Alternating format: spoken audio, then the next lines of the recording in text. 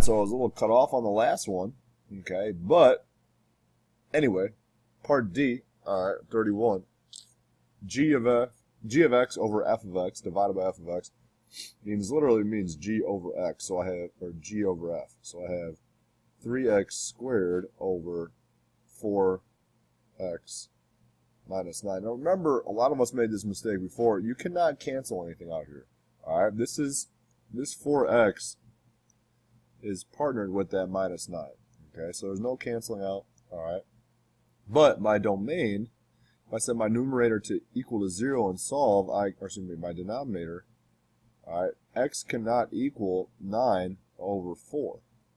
So my domain is from negative infinity to 9 over 4, and 9 over 4 to infinity. Okay? All right. In this function, a lot of us have trouble with this. Okay, here we're just given the graph for our composite functions.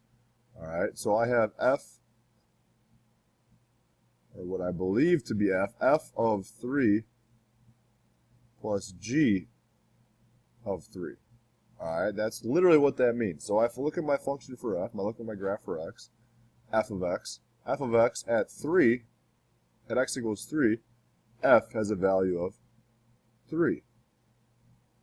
G of 3, 1, 2, 3, g has a value of 1. So my answer is 4. Composite function, I start from the inside and work my way out. So I need to find f of 1 first. F of 1 is 0. All right, after I've taken care of that, now I need to find g of 0, which is 2. So my answer is 2. How about that? That is so neat. Okay, here we go. Next one. Next one. Find the domain of the original function. Okay, so and then find the inverse and restrict the domain so that the inverse of the function. All right, so the domain of my original function, this function is going to look like x minus 6 minus 3 is going to look like that. Okay, so x must be greater than or equal to negative 6 or negative 6 to infinity. Not negative infinity, but negative 6. All right. Negative 6 to infinity. Find f inverse of x. So I switch my x with my y.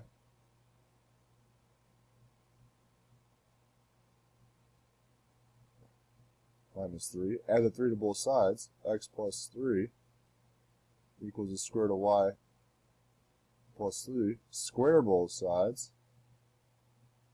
X plus 3 quantity squared equals y plus 6. Subtract the 6. X plus 3 squared minus 6 equals y. So f of x, f inverse of x is x plus 3 squared minus 6. The restricted domain, remember, in order for our function to have an inverse, this is going to look like this, right? We only care about the positive here. All right, so I'm going to go from negative 3 to infinity. All right. All right. So algebraically, if this function is even, odd, or neither, well, if I plug in negative x,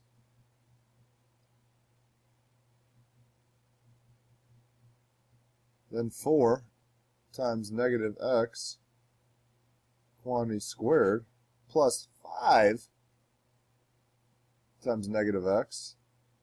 Square the negative x, I get 4x squared. What the heck, man? Minus 5x. Well, that's not the same function. That's not the opposite of my original function, so it is neither.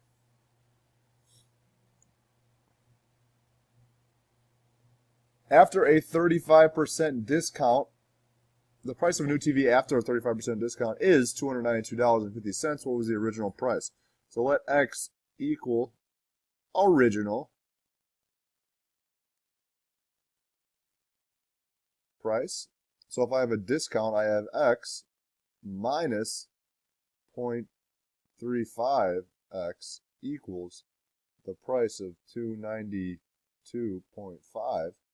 Well, this is 0.65x equals 292.5. Well, 292.5 divided by 0.65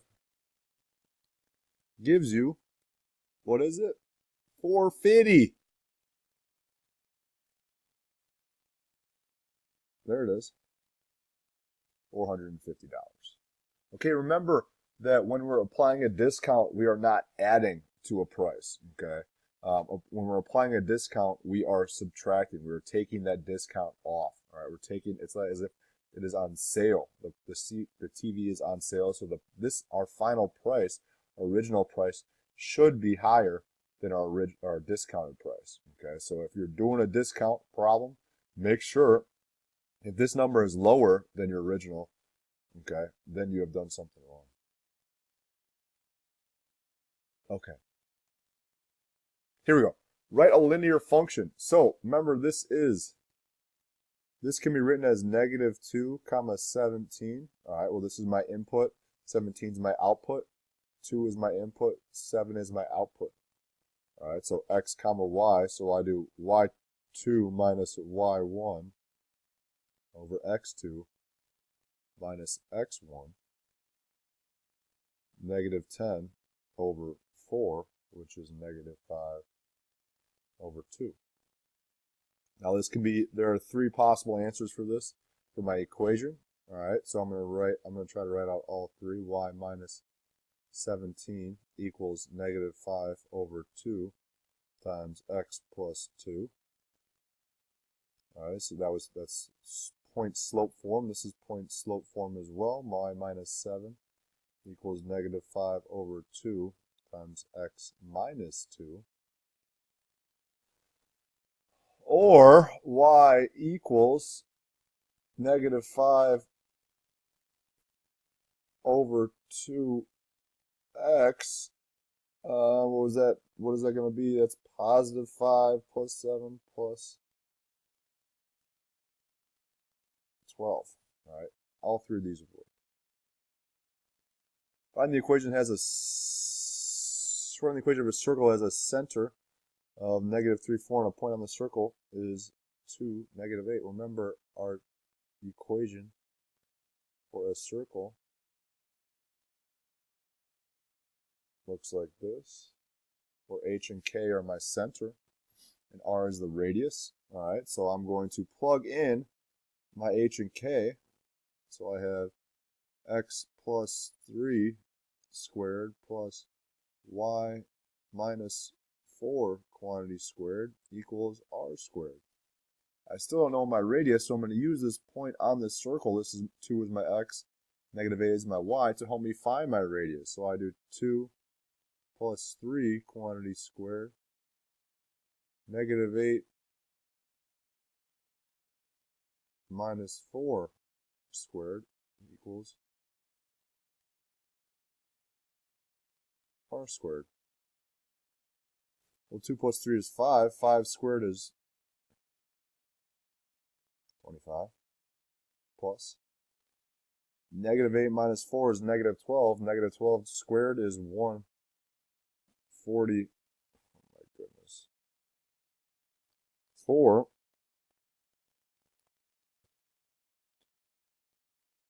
Which equals r squared. So 25 plus 144 is 169. Equals r squared. I don't have to take the square root of both sides because all I need is r squared. So this actually becomes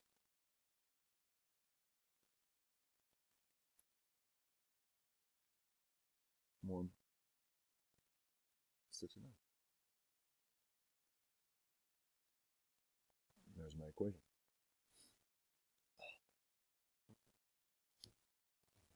All right. Solve the following rational equation. Okay.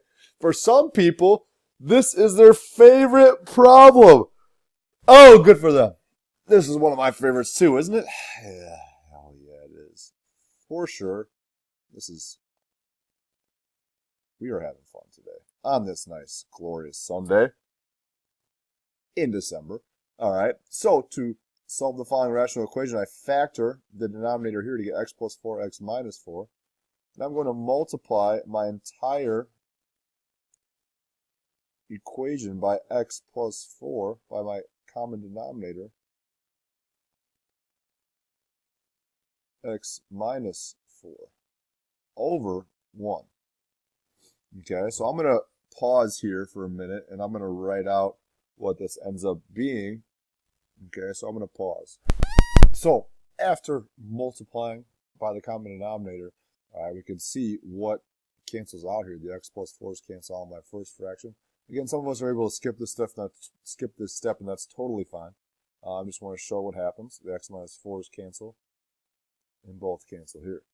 All right, so I have x times x minus 4, and I distribute my x. Remember, this is a negative 8, so negative 8, because of this minus sign, so negative 8 times x is negative 8x. Negative 8 times positive 4 is negative 32. Okay, let's keep going. All right, x squared minus 12x minus 64 equals 0. Okay, so now we need to factor.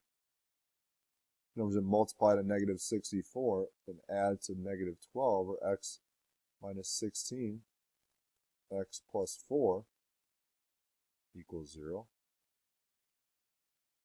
So x equals 16, and x equals negative 4. However, if I were to substitute negative 4 back into my equation, that would make the denominator 0 here. So I can throw out the negative 4. It's an extraneous solution. So x is 16. All right. Here we go. The cheetah problem. Not quite. Dang it, it's almost so close. All right. So, holy buckets. We're going to have time for this one. All right, we'll have time for this one. And then we'll do number 40 on its own video. Isn't that pretty neat? Actually, why don't you, I'm going to pause it. Interpret the slope in the context of the problem. Okay. So what does this mean? All right, this means that my fare increases 60 cents per mile flown. All right, as this increases, the miles increase. All right, my fare goes up 60 cents. Okay. All right, so now interpret the y-intercept, the constant term of linear data in the context of the data, all right, or the linear model, whatever. Okay, so what does this mean? Before flying, okay, I have a starting price of $180. All right, my fare starts out before traveling any amount of miles at $180. Okay, now we have the cheetah problem. Okay, now we are here. All right, I'm going to pause it for a minute. Here's what I came up with for my equations, okay? Notice that when it says 6 minutes later here. That tells me I have to change each of these into miles per minute instead of miles per hour. All right, so I have 45 over 60, which is 3 over 4. So d equals 3 over 4t. 90 over 60 gives me 3 over 2. Now remember this part right here. All right, in relation to the gazelle, the cheetah leaves 6 minutes after the gazelle. If this is the original time, okay, this is the gazelle's time, and the cheetah's time is 6 minutes later. All right, so to solve these two, I do 3 over 4t equals 3 over 2t minus 6. All right, so I'm going to pause that for a minute and do my work. Here's my work. Again, you could also write this as 3 over 2t minus 9. All right, so I set my two expressions equal here. All right, and solve for t. So I subtract 3 over 2, get negative 3/4 t equals negative 9 to get t equals 9. Remember, I have to substitute that 12 back, or excuse me, t equals 12. I have to substitute my 12 back in to get 9 for d and write it as an ordered pair. All right. What does it mean when the two represent the context of the problem?